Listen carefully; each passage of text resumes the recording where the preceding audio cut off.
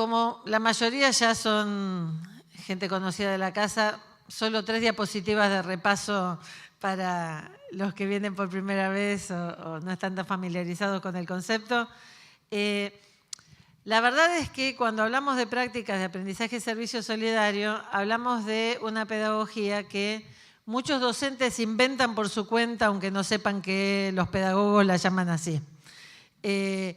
Tiene distintos nombres en distintas partes del mundo.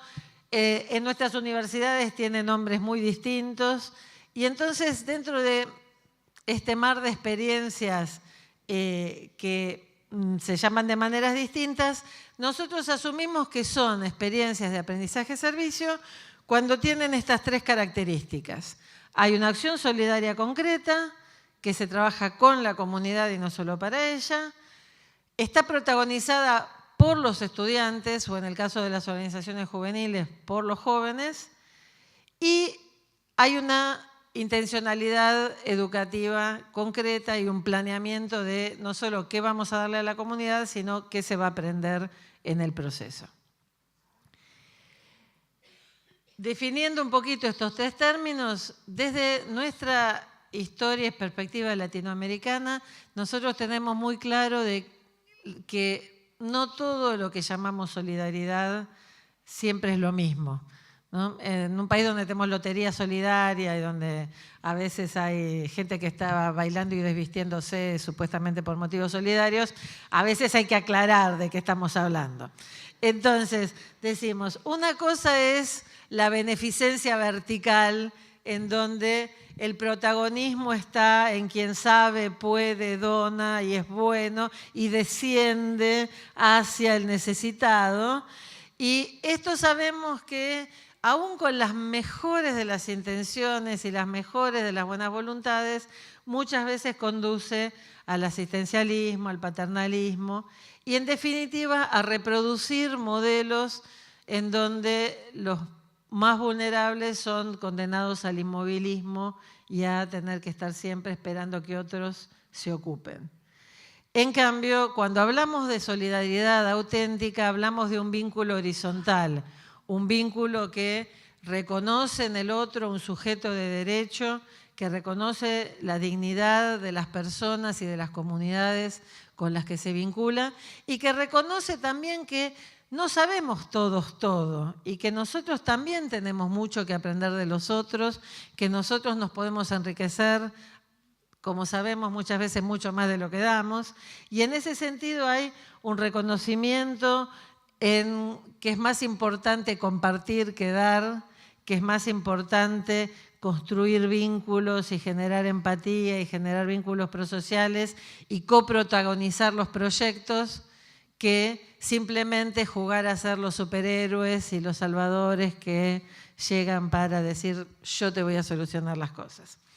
Esto es en definitiva el modelo de solidaridad que queremos promover en los proyectos de aprendizaje-servicio. Desde, como decíamos, el protagonismo de los estudiantes. Muchas veces hemos hablado en otros seminarios de la escalera de la participación de Roger Hart y de la diferencia que hay entre concebir a los niños y adolescentes como destinatarios, como participantes en proyectos muy lindos, pero que organizamos los adultos, a que sean realmente los protagonistas. A mí me encanta esta foto, porque es una escuela que se va a presentar mañana, que están contribuyendo a reforestar un parque nacional incendiado en la Patagonia. Yo no sé si llegan a ver detrás de los arbolitos de la izquierda, están los pies del adulto que está acompañando. Pero el adulto dejó que sea la nena del jardín la que tome la pala. Y la que está haciendo el hueco para plantar su arbolito y para que sea ella la que esté forestando el bosque, es la niñita de la sala de 5 años. Esto es el protagonismo de nuestros estudiantes porque nadie aprende de la experiencia ajena y se aprende de lo que les damos la oportunidad de que protagonicen. Y después está nuestro trabajo con las famosas planificaciones y entonces vemos lo que manda el programa, cómo lo aplicamos y cómo lo vinculamos a la tarea comunitaria, qué contenidos curriculares tenemos que involucrar. En este caso es una escuela especial que en sus prácticas de jardinería apadrinan a las escuelas de la localidad, van a organizaciones comunitarias y los ayudan a tener huertas. Y entonces este trabajo solidario es al mismo tiempo parte de su capacitación laboral y es parte también de los contenidos curriculares que tienen que desarrollar. Entonces, estos tres grandes rasgos como para ubicarnos, porque muchas experiencias, aunque no se llamen aprendizaje de servicios, si tienen estas tres características, nosotros las consideramos como tales. En general, cuando se presentan las experiencias, y nos va a pasar a lo largo de estos días, lo que es más visible es el impacto que tienen estas experiencias de aprendizaje y servicio solidario en las personas y comunidades de nuestro alrededor.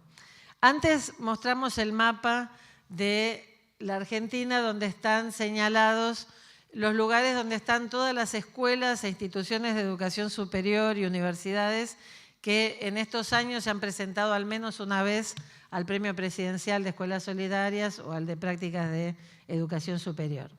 A mí me gustaría poner una lupa, al menos en alguno de esos puntitos.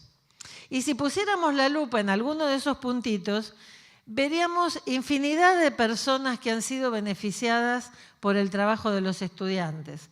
Ese puntito naranja es una escuela acá en el barrio de Belgrano, una escuela técnica en donde hacen una óptica solidaria, donde la práctica del taller de óptica está puesto al servicio de personas que no tienen recursos para comprar anteojos y que son derivadas por el hospital de la zona.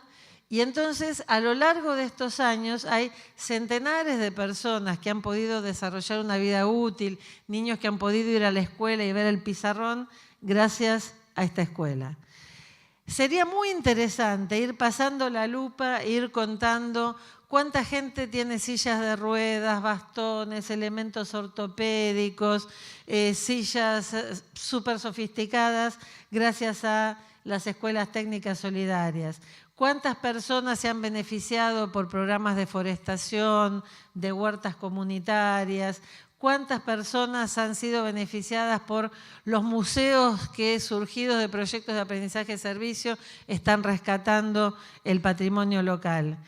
¿Cuánta gente ha obtenido una vivienda o mejorado su vivienda o ha adquirido condiciones más dignas de vida gracias a la tarea de los proyectos de aprendizaje de servicio? Y estos son solo, estoy pero pasando velozmente la lupa por poquísimos de los miles de puntitos del mapa. Imagínense si pasáramos esta lupa por todos los lugares del mundo donde distintas redes de escuelas, de universidades, de instituciones y organizaciones juveniles y sociales están desarrollando proyectos de aprendizaje de servicio. Yo no me voy a detener en este tema, pero voy a dejarles algunos desafíos, sobre todo para quienes son protagonistas de proyectos. El primero es, qué importante que es que podamos registrar y sistematizar los logros de lo que hacen nuestros estudiantes. Que nuestros estudiantes puedan decir al final del año, plantamos tantos árboles, entregamos tantos anteojos, construimos tantas casas. Y qué importante sería si pudiéramos sumar todos esos resultados y poder ir generando un mapa mundial o al menos un mapa latinoamericano del impacto social de los proyectos de aprendizaje y servicio. Qué importante, y esto es un desafío que hago para las universidades presentes, que pudiéramos investigar el valor agregado que ofrece la participación infantil y juvenil a nuestras comunidades y a nuestras sociedades. Hay países en donde miden el valor económico que implica el trabajo solidario puesto en práctica por nuestros estudiantes. Entonces, me parece que todos hacemos muchísimas cosas que muchas veces no se ven porque no nos prestan atención, pero otras veces no se ven porque nosotros no comunicamos lo suficiente. Y entonces me parece que hay que asumir el desafío de comunicar cada vez más, Porque yo cada vez que cuento alguna experiencia, alguien me dice, ¡ay, esto tendría que salir en los diarios! Y sí, pero a veces, y yo soy la primera, no escribimos lo suficiente, no mandamos lo suficiente, no bombardeamos lo suficiente.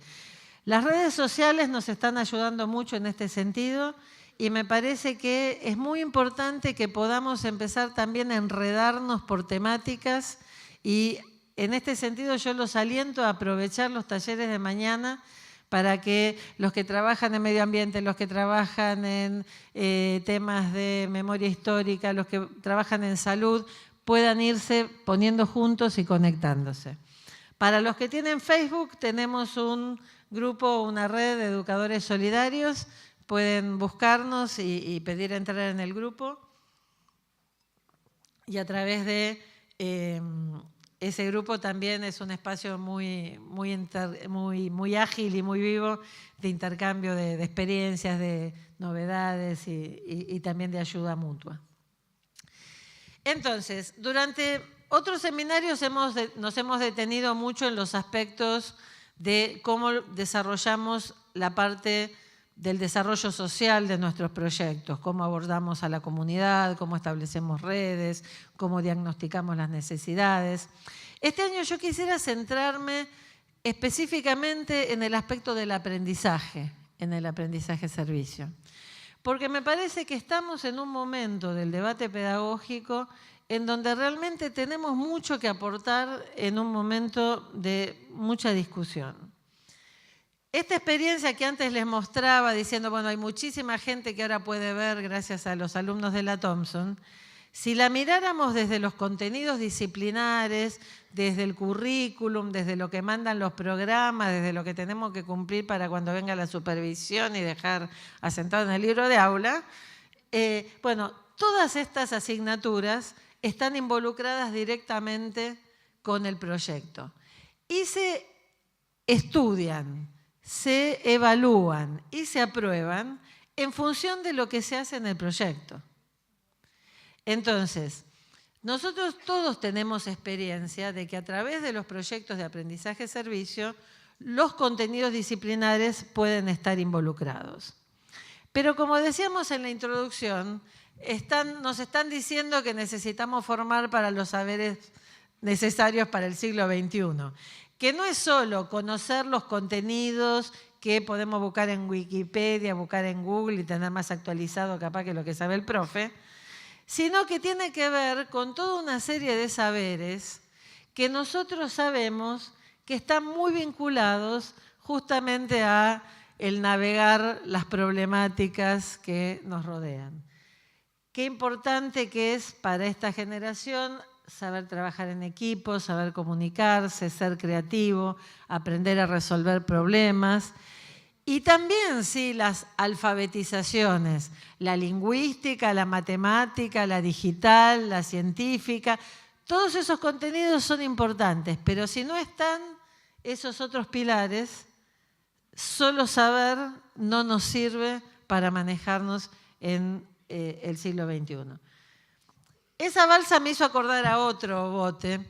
Esta es una escuela de Mar del Plata que este año no pudo venir, pero que muchos lo conocerán, a Roberto, el docente de este proyecto.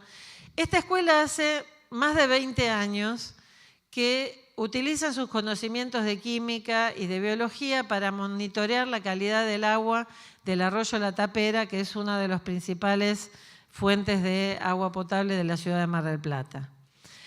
Los chicos descubrieron los niveles de contaminación que tenía el agua, cómo afectaba a los pozos de agua de sus vecinos. Capacitaron a sus vecinos para cuidar el agua y para cuidar el arroyo y hacen 2 campañas anuales de supervisión y monitoreo y le presentan a las autoridades de la ciudad los resultados. No me cabe duda que estos chicos saben muchísimo de física, química y biología, pero también han tenido todas estas capacidades de ponerse a resolver problemas, trabajar en equipo y comunicar a su comunidad lo que aprendieron. Y por eso decimos que el aprendizaje-servicio sirve para desarrollar no solo los contenidos curriculares, sino también todos esos saberes que necesitamos para una educación integral. En ese sentido, nosotros podríamos decir que si bien hace ya más de 50 años que se viene trabajando en el tema de aprendizaje-servicio, sigue siendo una innovación educativa. Una innovación en donde hemos encontrado la manera de sacar fuera del aula a los programas académicos y que los contenidos que están en el programa se estudien en clase, pero también se aprendan en el terreno real de la comunidad. Pero también hemos incorporado nuevos contenidos y nuevos temas porque el proyecto nos pedía saber más y entonces tuvimos que incorporar temas que no estaban en el programa, pero que los aprendimos lo mismo. Pero también tuvimos que incorporar nuevas formas y contenidos para la evaluación, porque tuvimos que empezar a pensar cómo evaluamos la participación, qué rol le damos a nuestros aliados comunitarios en evaluar lo que hacen nuestros estudiantes. Y de esta manera también fuimos encontrando nuevas maneras de ingeniarnos para distribuir esos tiempos académicos que son tan rígidos y entonces resulta que tenemos actividades los sábados, que vamos a la tarde, que salimos fuera de hora y de alguna manera volvemos locos a los administradores hasta que encontramos la manera de que el rígido horario del aula se expanda, se flexibilice. Y entonces todas estas cosas que a veces en los congresos de educación escuchamos como lo que se debería alcanzar en la escuela del siglo XXI, nosotros ya estamos de alguna manera flexibilizando y obligando a nuestras instituciones a encontrar nuevas estrategias para el desarrollo de nuevos saberes. Cuando estábamos en la época del primer seminario, me acuerdo que había ido a dar una presentación a una escuela y cuando les mostraba así experiencias de distintos lugares, un profesor me dice, o sea que los libros los usan para saber lo que necesitan para el proyecto, ¿no?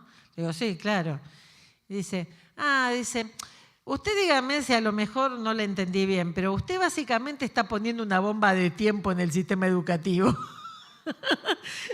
A mí me parece esta idea de la bomba de tiempo por ahí no es muy pacífica, no creo que nos gusten las bombas, pero me parece que da la idea de esta innovación que calladamente, desde la experiencia de lo que cada uno hace con su grupo, con su institución, con su escuela, con su universidad, son innovaciones que muy calladamente están rompiendo el rígido margen de maniobra que nos dejaba la vieja institución educativa del siglo XIX.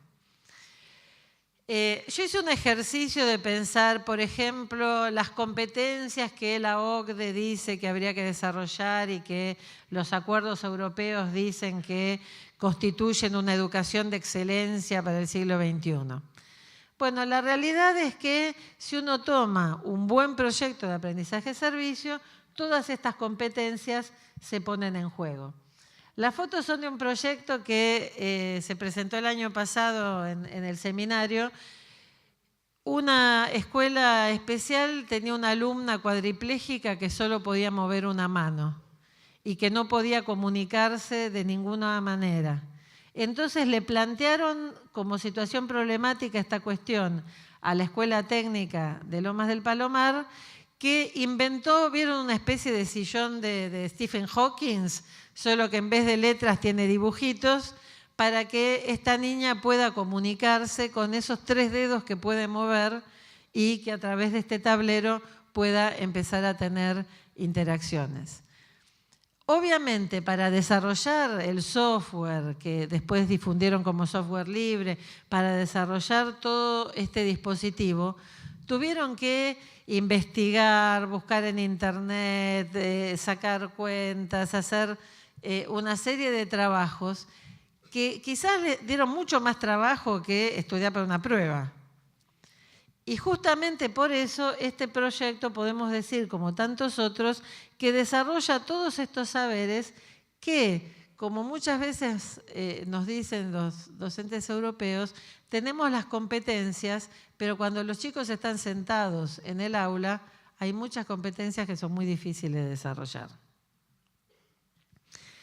En estos días el Foro Económico Mundial hablaba del desarrollo de alfabetizaciones, competencias, carácter, y la verdad es que para nosotros no es una novedad, porque desde el aprendizaje-servicio hace muchos años que insistimos en que no es necesario solo la tecnología, que no es necesario solo las alfabetizaciones, sino que es necesario desarrollar una educación integral. Pienso en el ejemplo de esta experiencia de la Universidad Veracruzana de México. Este es un alumno, primera generación de su familia que llega a la universidad, de un contexto extremadamente vulnerable, porque la universidad le permitió desarrollar al servicio de la comunidad sus conocimientos, investigó sobre un tubérculo característico de la zona que se llama la malanga. La gente de la región cultiva la malanga y siempre hay excedente de malanga, y entonces él inventó un snack, los dallitos, que es como si fueran bien una especie de papa frita pero de malanga. Y entonces, con un equipo de compañeros desarrollaron cómo hacer el marketing, cómo hacer el empaquetado, el diseño, la marca y demás. Y de esa manera habilitó la posibilidad del desarrollo de un nuevo producto para que cooperativas de pequeños productores ahora tengan una salida para su excedente productivo.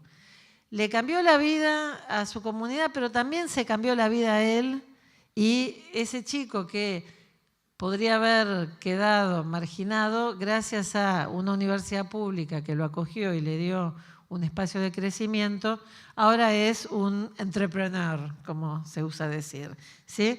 Entonces,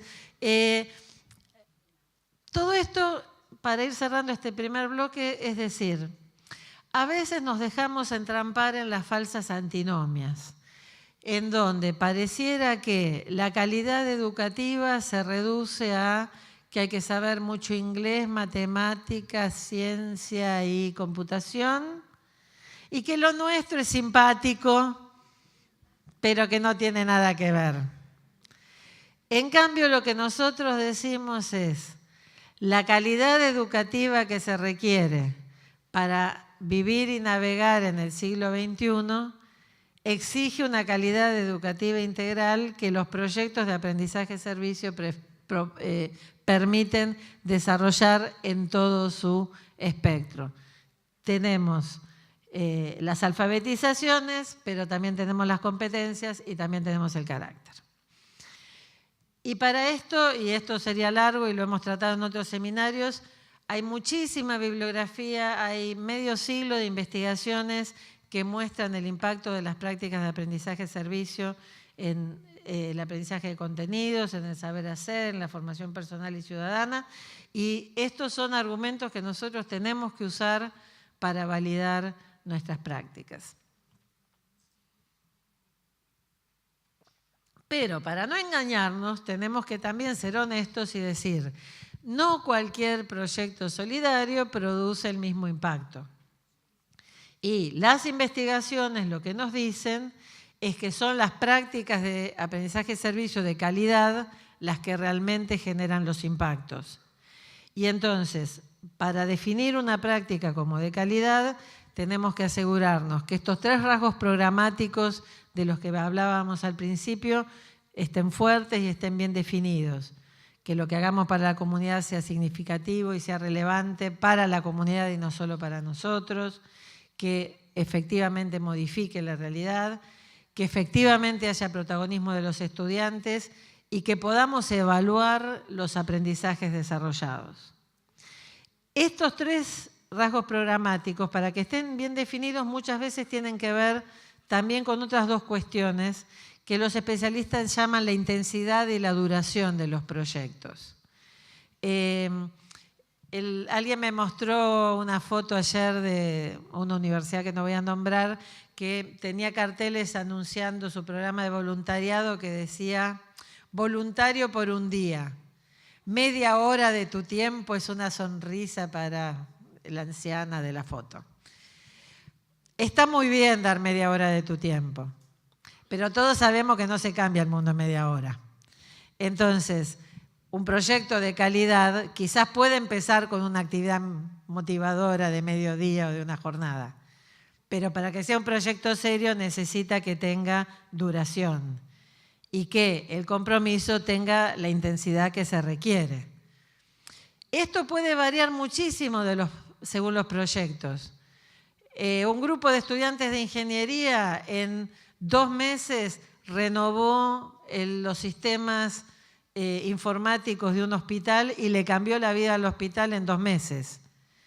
Otros proyectos llevan años, pero se necesita el tiempo que se necesita, ni menos ni más. Y finalmente, lo que un número creciente de investigaciones está mostrando es que hay un vínculo muy importante entre la relevancia de lo que hacemos en la comunidad y la profundidad de lo que se aprende. Todos sabemos que si hacemos una campaña en donde estamos recolectando alimentos no perecederos, no necesitamos saber mucho para hacer eso. Y que tampoco es muy relevante la ayuda que hacemos porque enseguida se terminan. En cambio, si hacemos proyectos más complejos y con mayor impacto, estos suelen generar mayor motivación de los estudiantes, mayor vínculo con la comunidad y un círculo virtuoso de reforzamiento de los aprendizajes mucho más fuerte. Bueno, ¿cómo pasa esto del aprendizaje? Pasa de maneras distintas y no se aprende lo mismo en todos los proyectos. Se me ocurrió comparar el proyecto que les conté de los que hicieron el software para la alumna discapacitada con una escuela de Bariloche. No sé si están los de Cumarc. ¿Vinieron los de Cumarc? No. Bueno, ahí está, muy bien. Bienvenidos. Bueno, sus chicos hicieron una aplicación para prevenir que los turistas que llegan a Bariloche se pierdan en la montaña y para ayudarlos a ubicarse en los senderos de montaña. Bueno, Bariloche, para los que no son argentinos, es uno de nuestros centros turísticos de montaña más importantes. En estos 2 proyectos aprendieron programación, aprendieron de nuevas tecnologías, desarrollaron el saber hacer y desarrollaron los valores solidarios y de la ciudadanía. Pero en un caso están especializándose en temas de discapacidad e inclusión y en el otro caso trabajaron temas de medio ambiente y de prevención de accidentes. Una de las cosas interesantes que pasa es que cada proyecto de alguna manera genera su propio currículum, genera sus propios saberes especializados.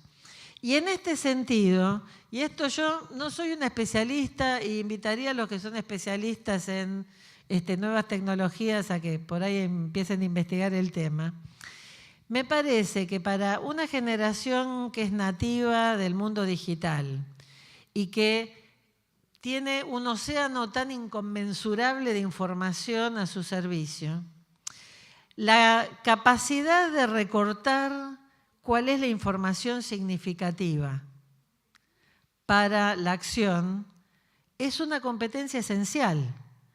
Y en ese sentido, un proyecto de aprendizaje-servicio también nos sirve para hacer este ejercicio de decir qué es lo que necesito exactamente saber, cuáles son los conocimientos que son significativos y relevantes en función de modificar la realidad.